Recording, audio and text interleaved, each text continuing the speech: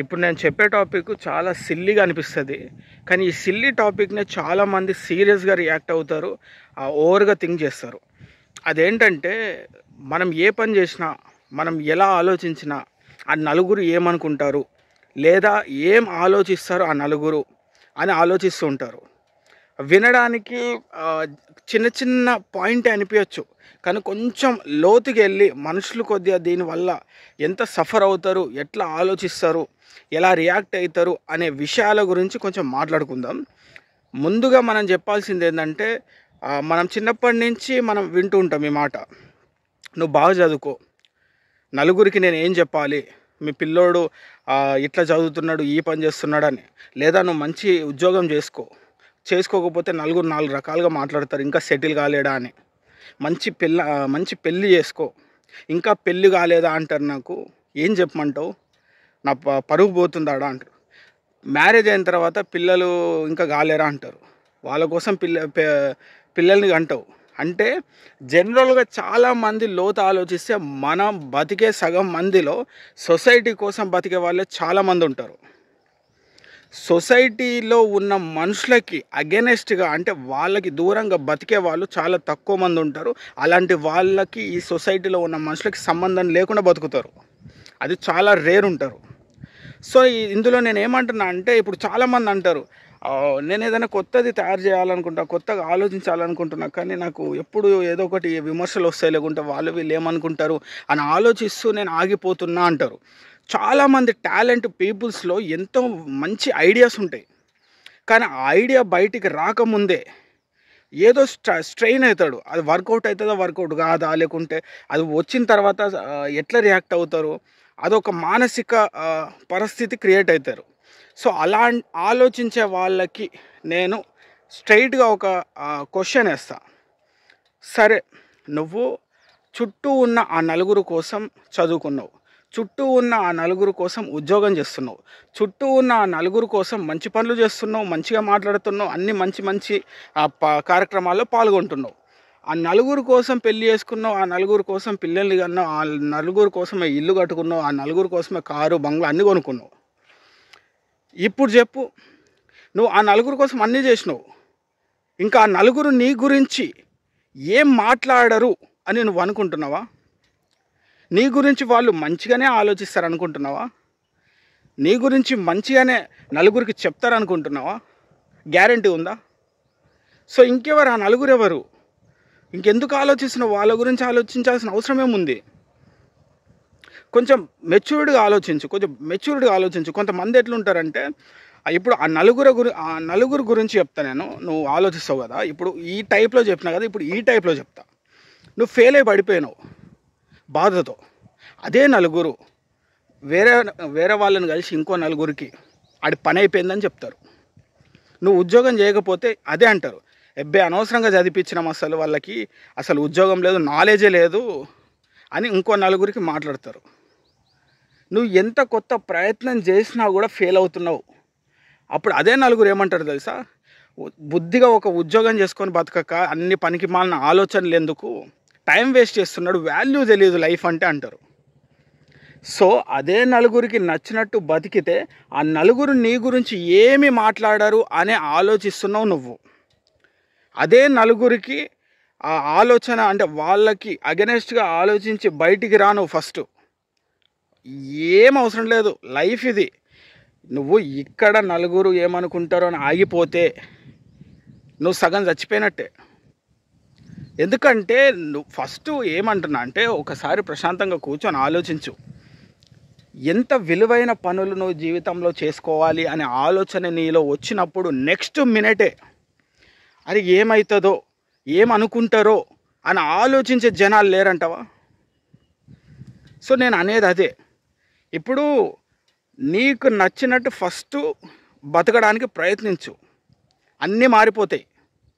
నువ్వు ఆ నలుగురికి భయపడి, ఎవరేమనుకుంటారో, ఎవరేం ఆలోచిస్తారో అని భయపడి నువ్వు వేరే లొకేషన్కి వెళ్ళిపోతే అక్కడ కొత్త నలుగురు వస్తారు, కొత్త నలుగురు పుట్టుకొని వస్తారు. అర్థమవుతుందా?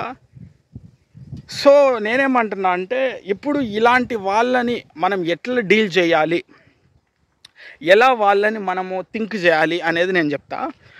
ఇప్పుడు ఫస్ట్ పాయింట్, ఆ నలుగురు ఎవరు అనేది నేనేమంటున్నా అంటే, సొసైటీలో ఇరుగు పొరుగుల్లో, లేకుంటే మన కాలనీలో, లేకుంటే మన ఉన్న ప్రదేశంలో ఎక్కడ ఎవరు ఏ టైంలో సిచ్యువేషన్ హాట్ టాపిక్గా దొరుకుతారో ఆ విషయాన్ని ఒక వారం రోజులు స్పైసీగా మాట్లాడుకునే ఒక జనాలు ఉంటారు. అదే వాళ్ళు ఆ నలుగురు. అది గుర్తుపెట్టుకో. ఇప్పుడు పలానా ఏది ట్రెండింగ్ ఇష్యూ ఉంది మన కాలనీలో, లేదంటే ఏది ట్రెండింగ్ ఇష్యూ మన ఫ్యామిలీలో ఉంది, ఏది ట్రెండింగ్ ఇష్యూ మన చుట్టూ జరుగుతుంది, వాటి గురించి కాస్త ఇంట్రెస్టింగ్గా ఒక నలుగురు ఆ టైం పాస్గా మాట్లాడుకునే వాళ్ళే ఆ నలుగురు అని నేనంట. సో అలాంటి వాళ్ళని చూస్తూ చూడనట్టు వదిలే. ఎందుకంటే నీ దాకా వస్తారు ఆ నలుగురు, నీ గురించి ఇంత దొరికితే చాలు అంత మాట్లాడి వెళ్ళిపోతారు. ఒక వారం తర్వాత నీది చేదవుతుంది వాళ్ళకి, ఇంకా ఓల్డ్ అయిపోతావు నువ్వు. మళ్ళీ ఇంకొక హాట్ టాపిక్, ఇంకొక జీవితం దగ్గరికి వెళ్తారు.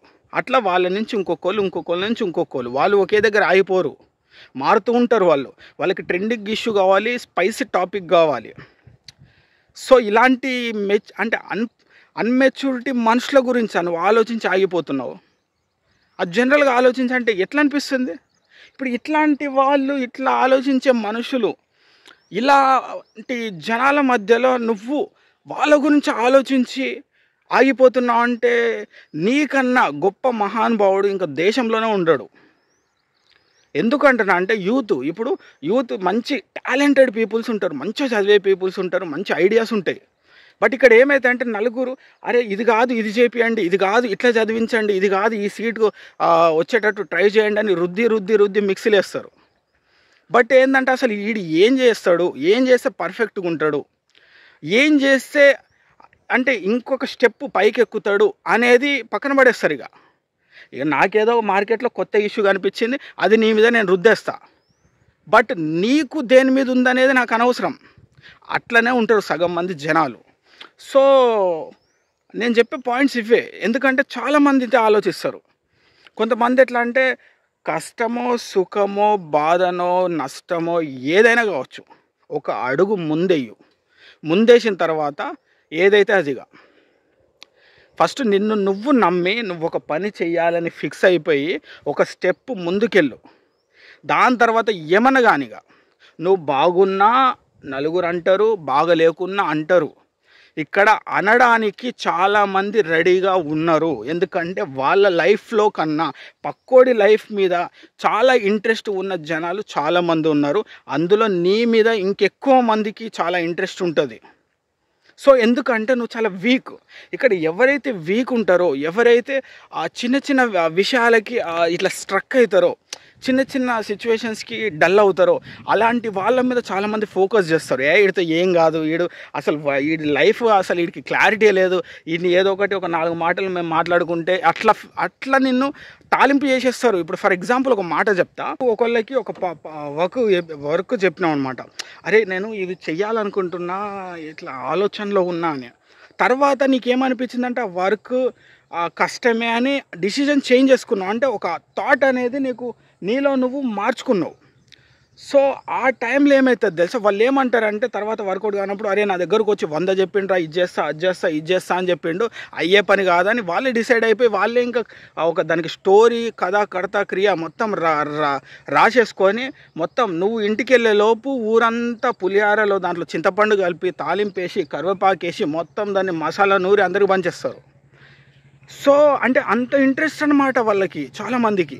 అదే ఎవరైతే ఆ నలుగురు ఉంటారో, నేనేమంటున్నా అంటే ఇప్పుడు జనరల్గా కొంచెం బ్రెయిన్ పెట్టి ఆలోచించు. ఇలాంటి అంటే ఆ నలుగురు నీ గురించి ఏమనుకునే వాళ్ళు అనేవాళ్ళు నువ్వు ఏ ఊరికి వెళ్ళినా ఉంటారు.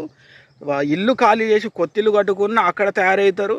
ఎక్కడైనా నువ్వు చనిపోయేటప్పుడు ఎవరైతే ఆ నలుగురు నిన్ను మోసుకొని వెళ్ళిపోతారో అప్పటి వరకు ఈ నలుగురు నిన్ను వెంటాడుతూనే ఉంటారు. సో నేనేమంటున్నా అంటే అనేవాళ్ళు అంటారు, నీ మీద దృష్టి పెట్టేవాళ్ళు దృష్టి పెడతారు. వాళ్ళకి ట్రెండింగ్ ఇష్యూ ఏదైనా దొరికితే దాని గురించి స్టోరీ అల్లి నలుగురితో పంచుకొని టైంపాస్ కచోరీ చేసే వాళ్ళు చాలామంది ఉంటారు. ఇలాంటి నలుగురి గురించి, ఇలాంటి నలుగురి ఆలోచించే మాటల వల్ల నువ్వు ఎక్కడ ఆగిపోవద్దు. నీకు ఏదైనా కొత్త ఐడియా వస్తే దిగు, ఒక స్టెప్ అయ్యి దానికి రెస్పాన్సిబిలిటీ మొత్తం నువ్వే తీసుకో.